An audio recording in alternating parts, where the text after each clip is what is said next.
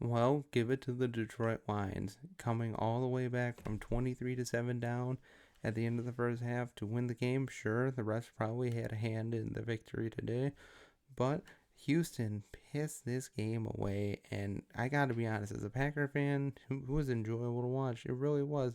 I mean, the Lions, Jared Goff had 5 interceptions today.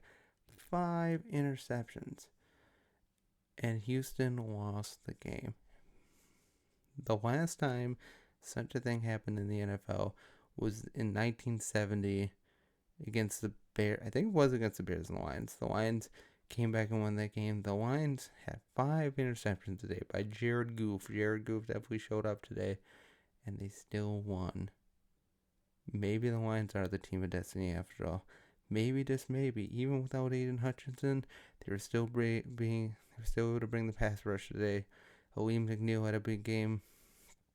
James Houston had a really nice sack early on, but we're gonna go through the game top to bottom like we do every other game, every other Packer game, and I think I'm gonna be doing this as a series going forward, as preview or 2 games during the week, one Packer game and one other game, and then reviewing both games as well. So let me know what you think down below. I'll be putting out a poll in the next couple of days about which of those next games I will do for week 11. But let me know what you think down below, and let's get to it. The Lions started off really poorly, for sure. They could not run the ball to save their lives. Like, they were averaging like 1.5 yards per carry. Yikes. For a team with the likes of David Montgomery and Jahmyr Gibbs, that's pretty bad. Jared Goff had 5 turnovers today, 5 interceptions. Now, at least 2 weren't directly his fault. They were just kind of happenstance, bounced off a couple of defenders and landed in Texans' arms. But still, he was not efficient today.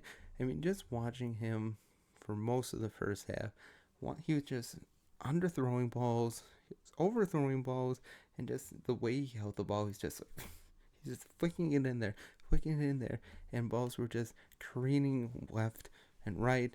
They were bouncing off heads. I mean, there's one that he would have threw it off the helmet of Sam Laporta once. I mean, he was just inaccurate. And not to mention, St. Brown was double covered for most of the game. It didn't really open up till in the second half, but I think one of the big reasons why the game was as close as it was going into halftime was because the Houston Texans weren't able to, go all the way, and they had to settle for field goals.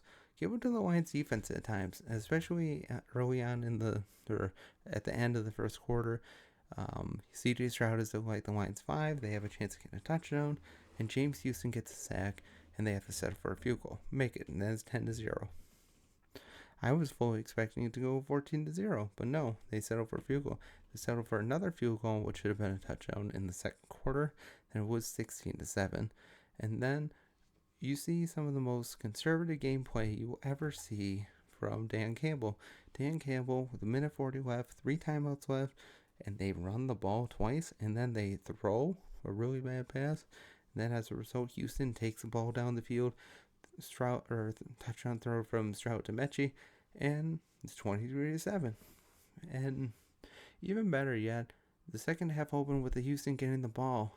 Carlton Davis got an interception. Jared Goff gives it right back in the play after that, and the game was on.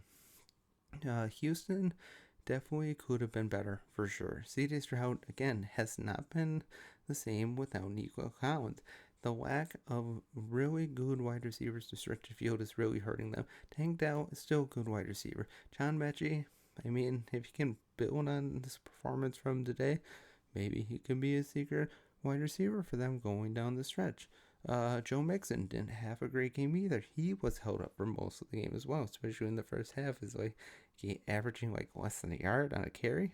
It's terrible. It's just pitiful for a team that's been able to run the ball as well as the Texans have.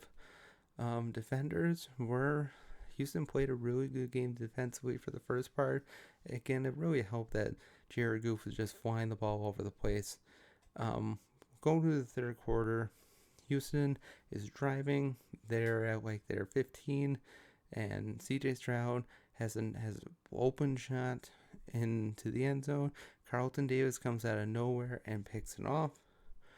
Um, Again, there's just plays like that where you look at CJ Stroud and you think, like, he's just having a solid Florida slump. You could see him rolling out a lot. He rolled around a lot.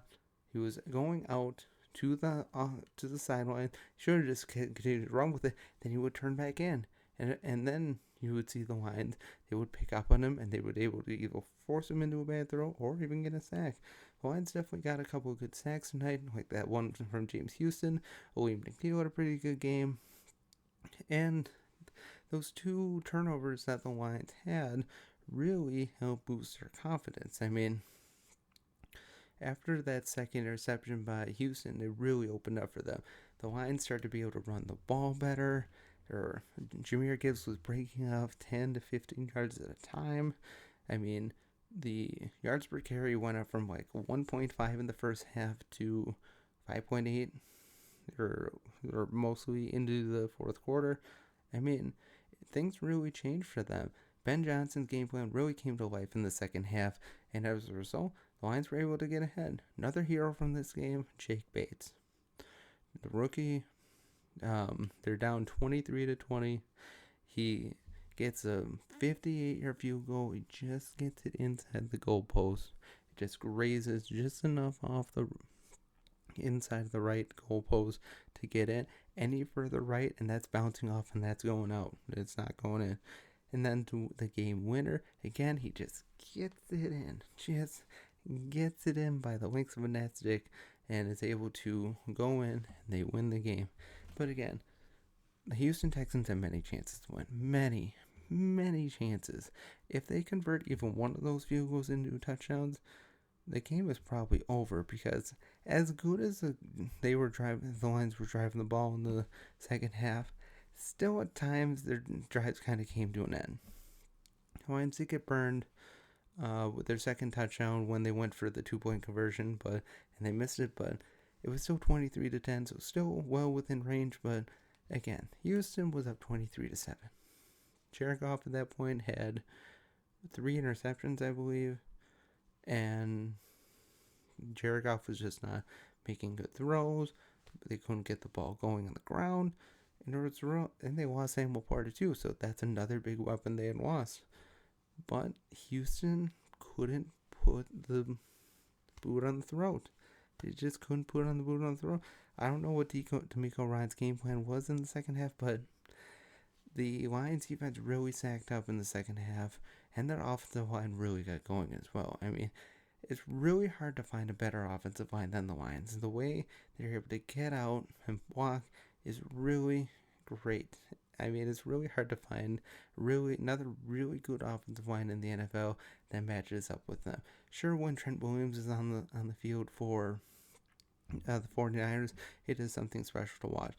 But they don't have a full encore of great offensive linemen all across the board, and the Lions definitely do. I mean, there's not a guy on that offensive line that you couldn't see going into the Pro Bowl or being an All-Pro selection. I mean, the Lions just have built a great team, and they won the game. Now, yes, there was that moment on the Texans' last drive. Should that have been a PI? Probably. Absolutely. I don't know why they didn't call it, but, you can call it the NFL putting their thumb on the scale. I don't know if you can go that far, but the Lions won the game. They won the game. I was ready, or after the second half, to call this game, pack it in. They're not coming back, but the Lions prove once again that they are the team to beat in the NFL. They were just great. Their offense opened up at just the right time and really got going. Amon-Ra St. Brown had a 7th straight touchdown, which is a record, I believe, for the Lions. I mean, they have been something special all year long. They have that one loss, but, I mean, the Lions are just looking good. And yes, even though the Chiefs are undefeated, pound for pound, I'd have to give the best team of the Lions. They're just that great. And coming from a Packer fan, it's hard to say, but it's the truth. The Lions are just the best team, and they deserve all the praise. Sure, Houston is not the same team without Nico Collins and Stephon Diggs. But, I mean, you still got to make the most of it. I mean, Houston was able to get ahead. John Mechie showed that he still has something left to prove. He really does. He definitely has something left to gain in this league. Joe Mixon definitely needs to get going. I mean, had a decent game against the Jets, but they moved away from him in the second half. This game just couldn't get anything on the ground. And this is without Aiden Hutchinson. And they were still able to cause pressure. They were still able to force C.J. Stroud into holding onto the ball way too long, running around in the pocket. He, like I said a couple times, he was moving out to the sideline. Should have kept running. He could have gotten a few extra yards. No, he turns back in, has an incomplete pass, or gets sacked. And again, it's just the Houston Texans found every way to lose the game. And again, another time I'll point this out. Jared Goff threw 5 interceptions. 5 interceptions. And they won. It's going to stand for something going into the playoffs. They are definitely the team to beat right now in the NFL. We'll see how the rest of their schedule shakes out. I mean, they still won the division last year, so they're still playing a first place schedule, but that hasn't seemed to bother them in the slightest. They're just looking great. The Lions are playing the Bills soon, so that'll be a really nice matchup to watch for. Maybe that might be another game I will look at previewing and reviewing down the line. Got a couple more games coming up. They got that game against the Bears on Thanksgiving. Good Lord, the Bears. The Bears are looking at their, on a side note, the Bears are looking at their upcoming schedule at home against the Packers. And yes, even though the Packers haven't been great, they should still be able to beat them. The Lions on Thanksgiving. Boy, that's going to be a bloodbath for the Bears. The Bears are going to get absolutely rocked.